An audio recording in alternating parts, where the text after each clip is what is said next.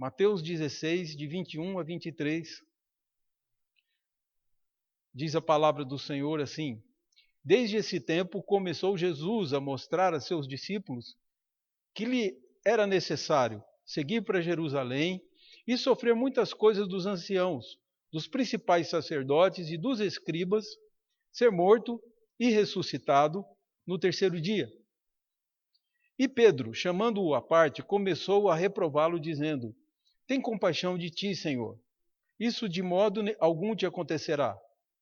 Mas Jesus, voltando-se, disse a Pedro: Arreda, Satanás, tu és para mim pedra de tropeço, porque não cogitas das coisas de Deus, e sim das dos homens. Vamos orar ao Senhor? Pai, pedimos a iluminação do Teu Santo Espírito sobre nós. Derrama abundantemente da sabedoria do Senhor e da Tua palavra, para que sejamos confortados, Senhor Deus, os corações que estão, Senhor, de alguma forma sofrendo dores, preocupados, mas também, Senhor Deus, juntamente nos dá força, nos dá ânimo, para que nós nos mostremos corajosos e cumpramos a nossa missão, sem titubear, sem tremer. É nossa oração, certos de que não merecemos nada do Senhor, te pedimos em nome do Senhor Jesus. Amém.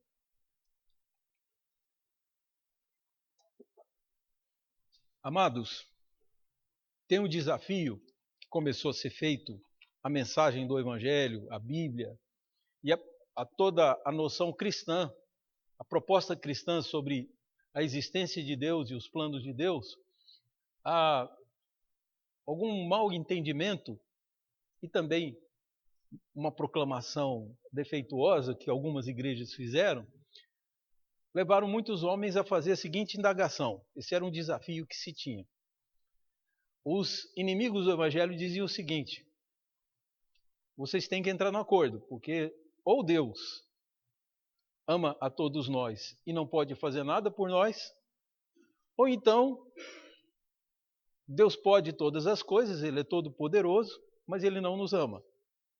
Ou Deus é amor e todo poderoso, porque há muito sofrimento na terra. Bom, essa foi a lógica ou o silogismo colocado para tentar nos emudecer, nos fazer calar. A grande questão que nós temos aqui é que nenhuma dessas duas propostas são boas e nem são bíblicas.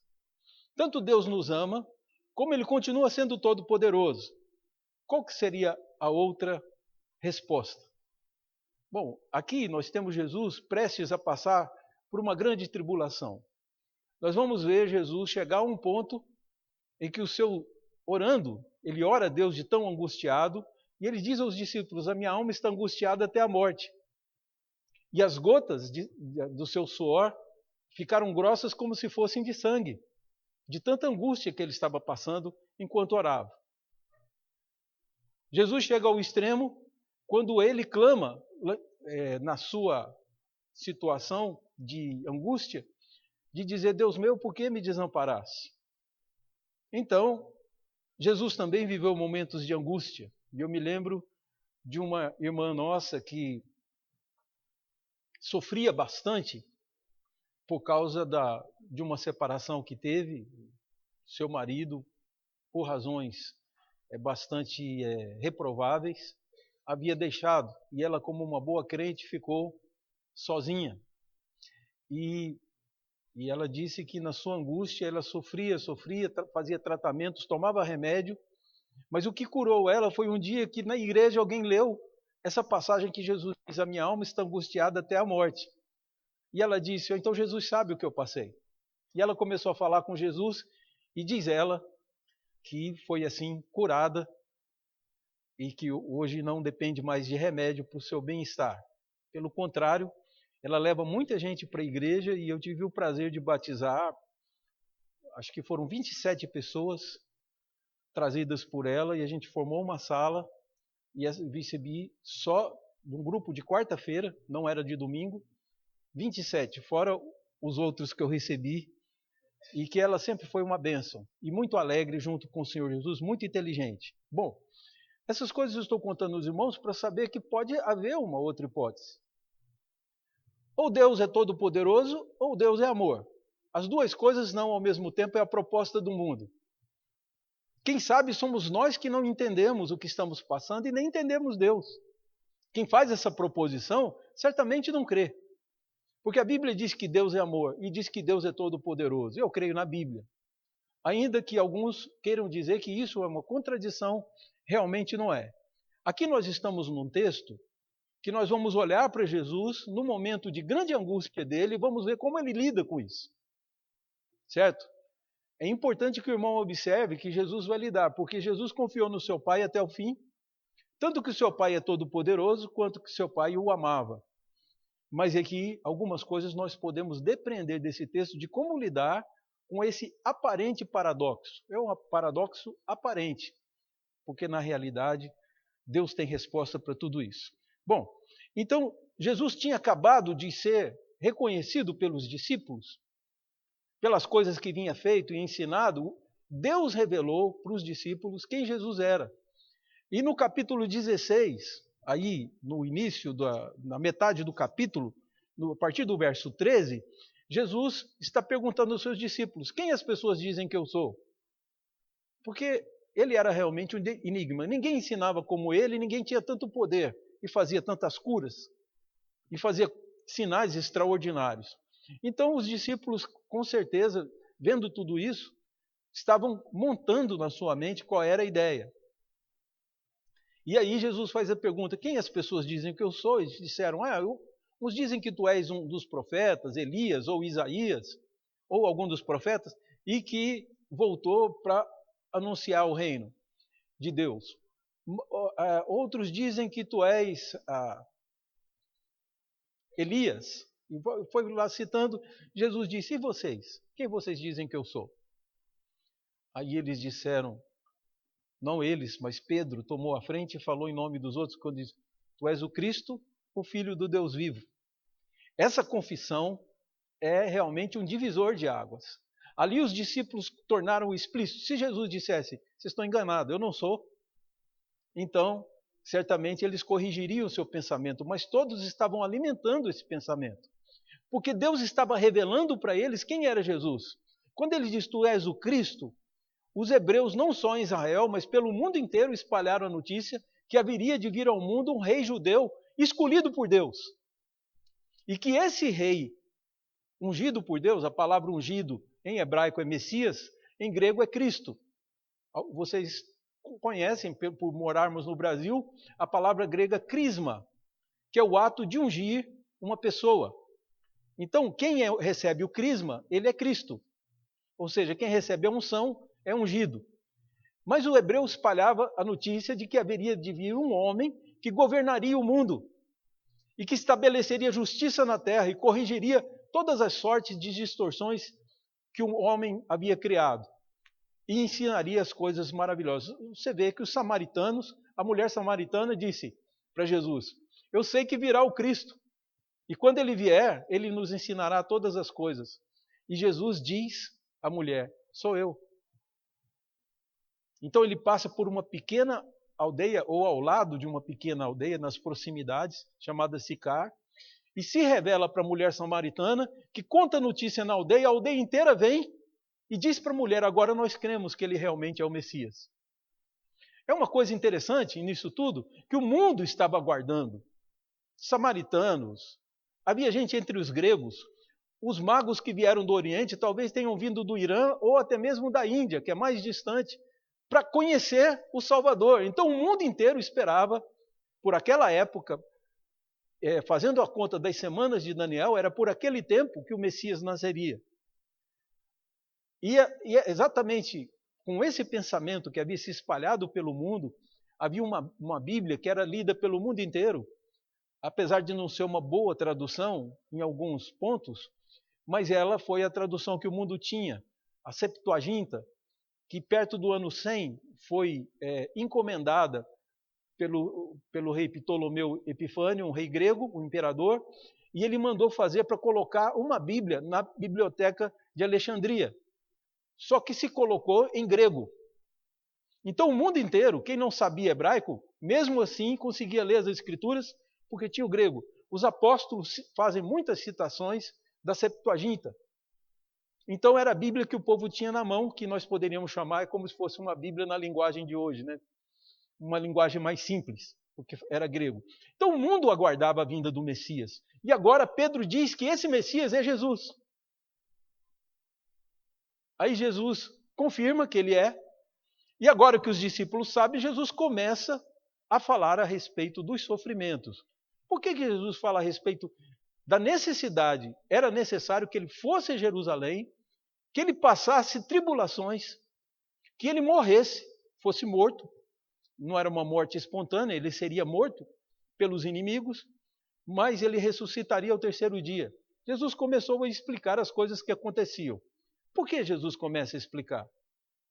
Primeiro, para que os discípulos não se desanimassem quando acontecesse, e também para que eles não se assustassem. Eles depositavam tanta confiança em Jesus, que imaginem, de repente, Jesus ser preso, apanhar, sofrer e não fazer nada. Falou, para onde que vai a nossa fé? Porque até o conceito grego de herói era de alguém que lutava e destroçava seus inimigos. Com os hebreus não era diferente. O herói deles era Davi, que derrubou Golias, que foi rei, imponente. Um rei que deixa os outros espancá-lo e matá-lo, ninguém ia entender. Então Jesus começa a explicar para confortar os discípulos, quando acontecesse, mas também para preveni-los, para que eles não se assustassem. Isso é uma coisa extraordinária, porque Deus sempre faz isso. Jesus, nos seus ensinos, um homem disse, deixa-me te seguir. E ele falou, o Filho do Homem não tem uma pedra para fazer de travesseiro. Eu não tenho nada. Quem me seguir vai ficar sem nada aqui nesse mundo, a não ser Deus. E aí, em outra passagem, Jesus diz, não julguem que eu vim trazer a paz, eu vim trazer a espada. Porque os inimigos do homem serão aqueles de dentro da sua própria casa.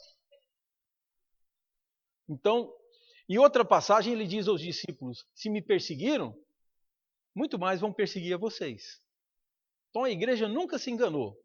Quem sai por aí pensando que a igreja é só para dar prosperidade e saúde, não conhece a mensagem de Jesus, porque a vida cristã é difícil. A sua vida e a minha começou lá na cruz do Calvário. Então não é fácil. E ninguém aqui é ingênuo para pensar que muito dinheiro vai poder amenizar o sofrimento. A verdade é que entre as classes altas, países desenvolvidos como o Japão, como a Suécia, tem um alto índice de suicídio. Então, o que evidencia que dinheiro não resolve todas as coisas. Pode até sublinhar alguns problemas que a gente tem de existenciais como seres humanos. Porque enquanto a gente corre atrás para manter a sobrevivência, nós não estamos pensando algumas questões.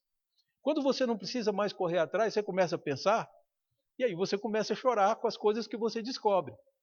Começa a se perguntar sobre a razão da existência.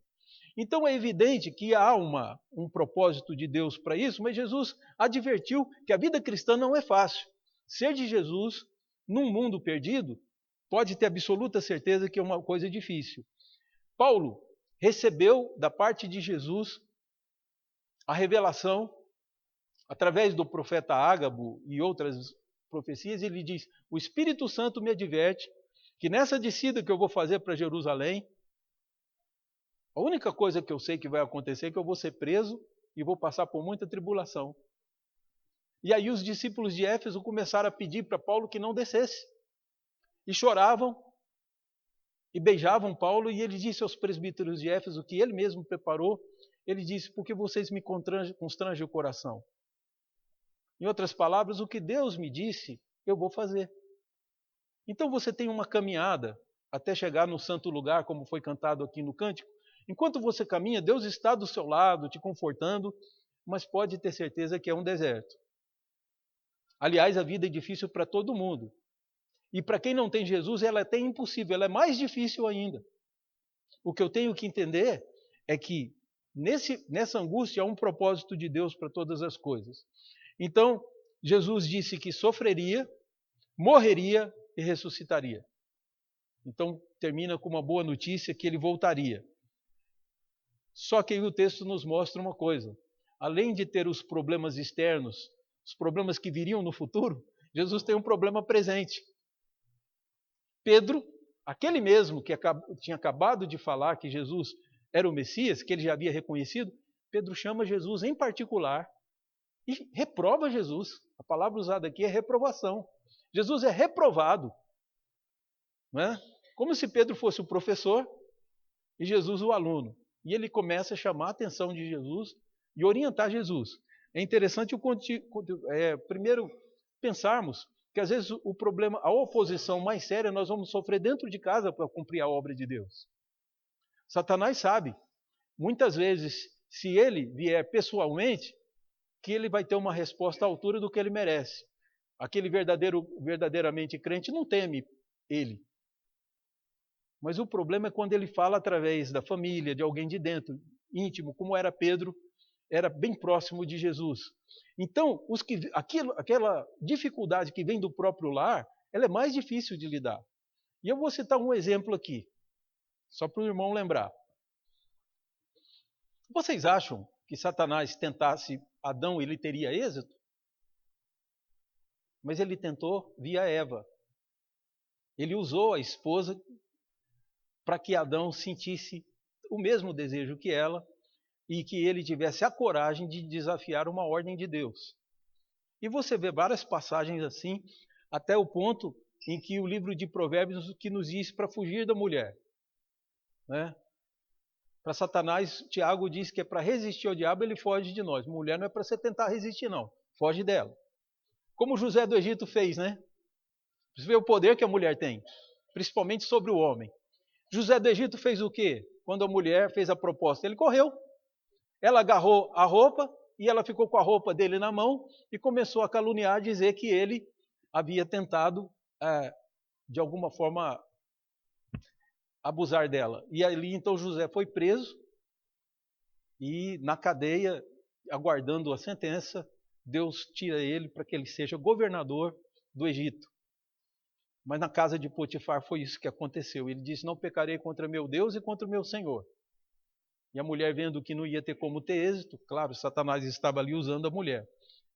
Então, em várias situações, você pode ter um obstáculo que está sendo usado pelo próprio inimigo, que foi o que aconteceu. Então, Pedro diz aqui, duas coisas que ele disse que era um problema para Jesus. Não pensa que estava sendo fácil para Jesus tudo aquilo. Se os discípulos sofriam com a separação, ele também sofria. Jesus sabia que seria difícil para aqueles homens sem Jesus. Vamos lembrar que algumas semanas depois da morte de Jesus, Pedro, Tiago e João, aliás, na verdade, Pedro e João, apanham, levam uma surra de chicotes, de chibatas dos hebreus, que doía bastante. Não era doía igual a romana, não, que foi a que Jesus apanhou, mas ele é sentenciado, eles são sentenciados e mandaram eles calarem a boca e não falarem mais no nome de Jesus. Alguns anos depois, ou meses depois, Tiago, amigo bem próximo de Jesus, é morto por Herodes. Então você imagina que é fácil para Jesus colocar os discípulos que ele tanto amava de frente para lutar com o inimigo? Mas Jesus sabia que as tribulações tinham um propósito e iam cumprir o propósito que Deus tinha para elas. Então, duas coisas Pedro fala para tentar fazer Jesus mudar de ideia. Na verdade, não era, ele não percebeu, mas a boa intenção de Pedro estava sendo usada pelo inimigo. Então, olha só, ele diz, tem compaixão de ti, e isto não te acontecerá. Então, o que ele quer chamar Jesus é que Jesus tenha piedade de si mesmo. Para Jesus ter piedade, larga a humanidade para lá, larga os salvos para lá. Igreja da Monte Sião, eles não merecem isso, cuida do Senhor. Mas Jesus nunca perdeu o foco. Não que isso não tivesse perturbado ele, a tal ponto que ele diz para Pedro, a resposta dele, você vai ver em seguida, a reda Satanás, que literalmente do grego que a gente não usa muito essa expressão, vai para trás, afaste-se de mim. Então é mesmo que você sair de ré. Sai daqui, afaste-se de mim, Satanás. É interessante que aí nós pensamos, ele está falando para aquele que estava usando Pedro. Não foi para Pedro que ele falou. Não é isso que Mateus escreveu. Mateus era companheiro de Pedro, tenho absoluta certeza que Mateus admirava Pedro, amava Pedro, e mesmo assim ele coloca ali, voltando Jesus, disse a Pedro. Ele não estava falando, é claro que o recado serviu para aquele que estava usando Pedro. Então nós não temos nenhuma ideia de como que acontece, porque nós pertencemos a esse mundo físico, pelo menos a nossa mente está aqui, os nossos olhos estão aqui, mas tem uma coisa que é interessante, nós não sabemos como é que é a mecânica da tentação. A sugestão é que o inimigo venha e consiga sussurrar para a nossa alma. E o crente pode passar por esse tipo de provação ou de tentação. A questão é que ele tem que resistir. Então Jesus repreende Pedro e ele diz alguma coisa, são 3 coisas que ele fala. A segunda, que ele diz para afastar. Por que ele diz para afastar? Porque você foi colocado para ser uma pedra de tropeço para mim. Não é isso que diz aí? Ele foi colocado no caminho de Jesus para Jesus tropeçar enquanto caminha. Né? Eu não sei aqui quantos de vocês fez essa traquinagem quando era criança, de colocar coisa para as pessoas tropeçarem. Eu não fiz isso não, mas alguns amigos fizeram. Tinha aquilo que em Goiás se chama de trieiro, que é a trilha. E a gente ia para a escola. E menino gosta de correr, né? Então tinha uns espertinhos que pegavam na trilha 2 pedaços de mato e amarravam um no outro. Então aquilo dava um tombo, que podia até quebrar algum osso, né? Podia ter alguma consequência grave. Mas era uma forma de provocar um tropeço. Jesus está dizendo que Pedro está fazendo isso. Ele tem uma caminhada, ele está dizendo, eu preciso ir a Jerusalém, e Pedro se coloca para impedi-lo. E diz para ele ter misericórdia de si mesmo, e diz para Jesus, isso de modo algum te acontecerá. Como se Pedro fosse Deus. Como não acontecerá se o Pai já escreveu nas Escrituras há muito tempo atrás? Eu estou dizendo a você. Quem você pensa que é, Pedro? Então, algumas pessoas, muitas vezes bem intencionadas, podem estar atrapalhando a obra de Deus. E aí podem ter a atenção chamada, podem ser repreendidos e podem até sofrer tribulações por causa disso. Porque Deus tem uma caminhada para a igreja. E eu não posso me colocar no caminho de Deus para que a igreja tropece e não realize o seu sonho.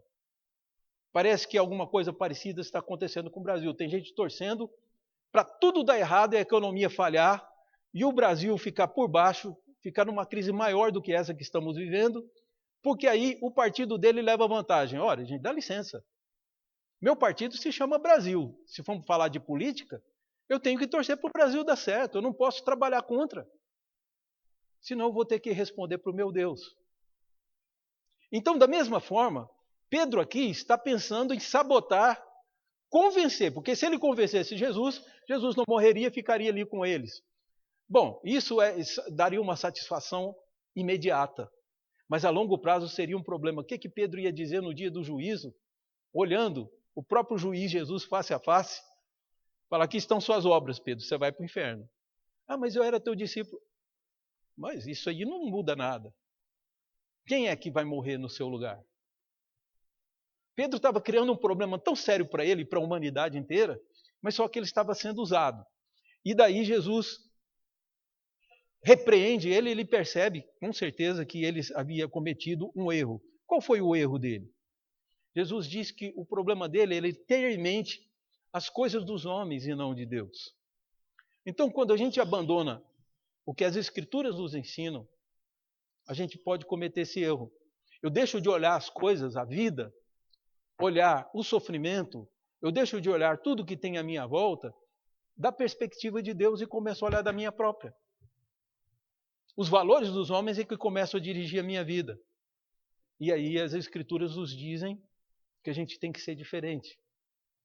Eu tenho que lembrar que a autoridade de Deus sobre mim não tem limite. Ele é proprietário de mim. Foi isso que eu disse para ele quando eu converti. As pessoas, quando convertem, fazem isso. Então, eu estava meditando aqui com as senhoras do círculo de mães, porque as mães têm aquele, claro, normal, e graças a Deus por isso, o amor pelos seus filhos, e por isso tem um sentimento de proteção. E aí eu perguntei até onde vai o direito de Deus sobre nós, sobre os filhos, sobre a vida.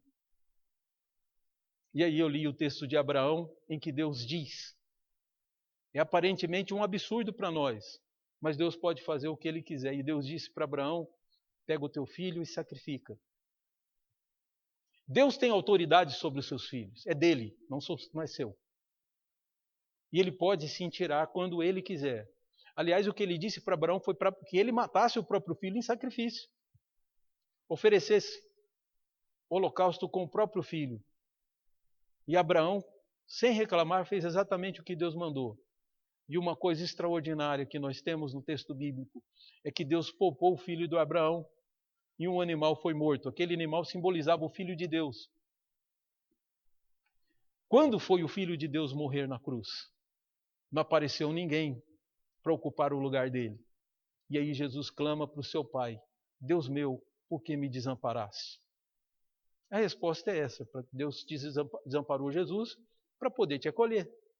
Jesus recebeu o seu pecado, foi condenado pelo pecado, porque aí nós temos a certeza de que Deus pune todo o pecado que o homem praticou na história, está punido, e Jesus é o sacrifício suficiente para o mundo inteiro, mas eficiente só nos que creem. Então, o que nós temos aqui? O erro de ter os valores humanos. É isso que nós precisamos ter em mente. E é terrível, porque as nossas próprias leis são uma manifestação dos nossos valores.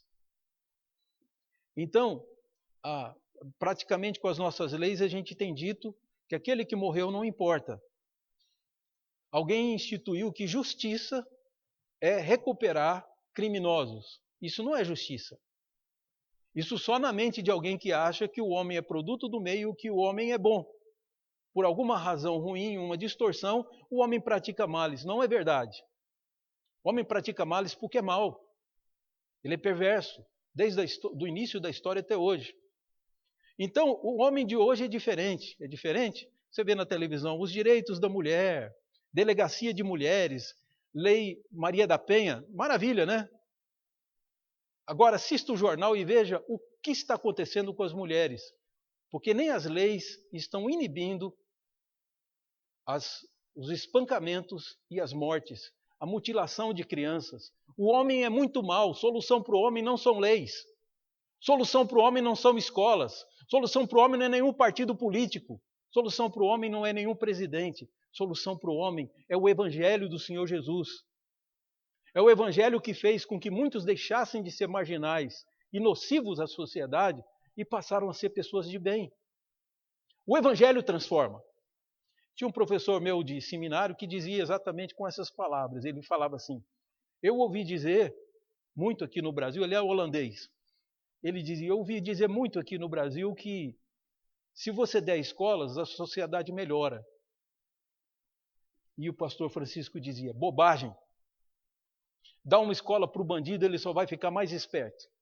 Porque o problema é caráter, não é falta de informação. Há muita gente humilde, sem instrução no Brasil, que é honesta, porque tem princípios.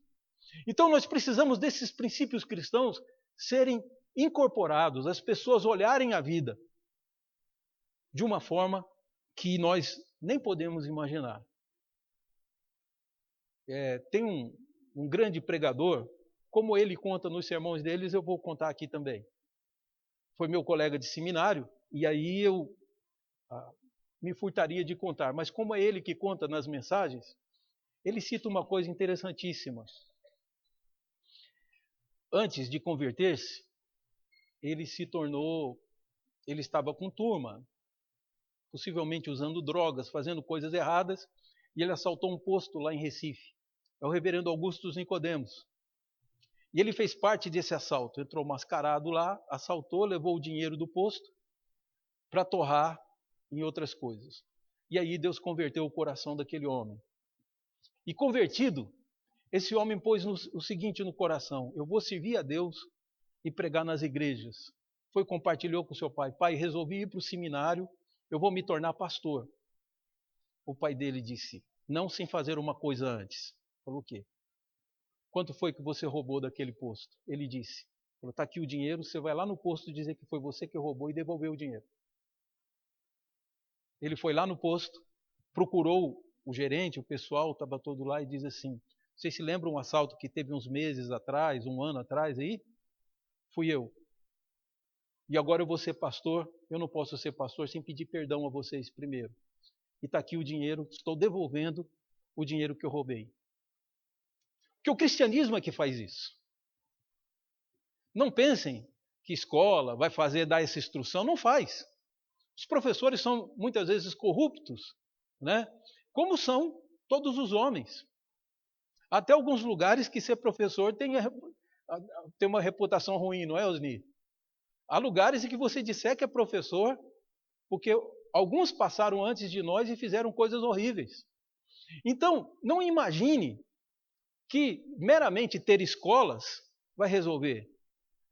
Colocarmos ordem e haverá progresso. Bobagem. Só Jesus põe tudo em ordem. E quem não confessa suas transgressões e não as deixa, jamais alcançará misericórdia. Deus não vai dar prosperidade para quem for perverso, para quem vai usar a prosperidade para esnobar os outros, humilhar os outros e oprimir os outros. Então, não pense que alguém que ande com Jesus vai ter essa facilidade ou vai ter a vista grossa de Deus. Isso pode acontecer para brasileiro, mas no reino de Deus não existe vista grossa. Jesus pagou o meu pecado. É por isso que eu vou ser salvo. Bom, queridos, eu queria encerrar dizendo que os irmãos colocarem, talvez se fazerem uma pergunta. Precisamos fazer essa pergunta para nós. Se Deus me ama tanto, por que Ele não me leva agora? Não é razoável perguntar isso? Esse é um mundo de tribulação. Não seria de pensar, Nenê? Ele levava os dele. Aí você lê na carta de Pedro, Pedro diz lá que o Senhor não retarda a sua promessa de vir nos buscar. Ele simplesmente quer que se complete o número dos escolhidos. Os que vão ser salvos, que compõem a igreja, que não se converteram, precisam converter. Então a nossa razão de estar aqui é o que Pedro diz. A fim de proclamarmos as virtudes de quem nos chamou das trevas para a sua maravilhosa luz. Quando nós compartilharmos esse evangelho maravilhoso, muita gente pode se converter. A Monte Sião existe para isso.